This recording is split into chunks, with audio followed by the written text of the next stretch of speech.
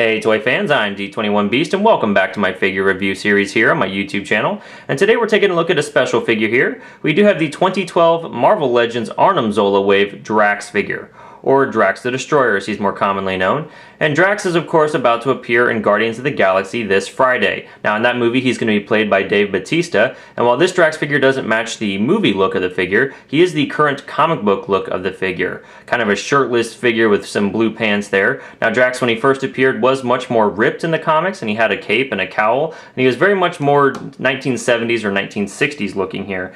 Now his first appearance was in Iron Man number 55, and he was created by Mike Frederick and Jim Starlin. And when he first appeared, he was a member of the Cosmic Universe, and he has stayed such to this day, of course being a member of the Guardians of the Galaxy. So let's go ahead and take a look at the painting and the sculpting on this figure as we get started here.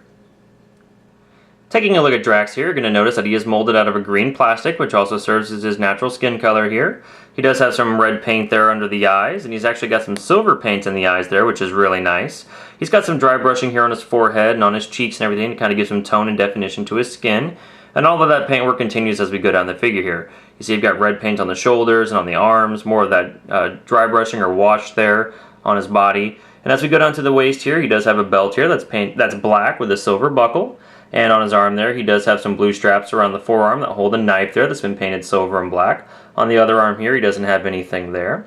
And as we continue down, he does have these blue pants that then has the red paint continued on the pants there. And as we go down here, he does have some black shoes. Taking a look at the accessories for Drax now, you do notice here that he does come with a dual set of war knives. Now these war knives here are black and silver, and they are a very soft and rubbery plastic. So it's great, but just make sure that when you're storing these things you're mindful of that, otherwise they may tend to get warped. And each one of these knives here does fit into a sheath on the back of the belt that comes on this Drax figure. So you can see there they store just as easily as that. The other thing that Drax comes with is the left Build-A-Figure leg for Arnim Zola here.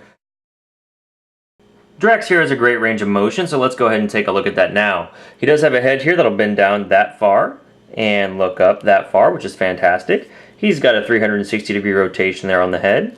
He does have a shoulder that turns 360 degrees as well as bends out from the body and up that far. He does have a bicep swivel here that turns 360 degrees as well as a double jointed elbow that collapses nicely. And he has a forearm rotation here, but the articulation ends there. No wrist or finger articulation, but he is able to hold those knives that he comes with. And he has this same articulation here on the other side. He has an ab crunch that'll allow him to bend forward that far and bend back very far.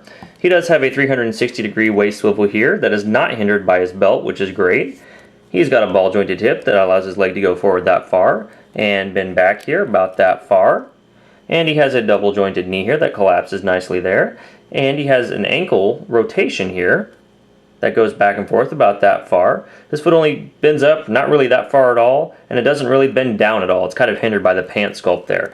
So that's the articulation for Drax. Taking a look at the height of this Drax figure now, you can see that he does stand at somewhere between 6 1/4, 6.5 inches tall.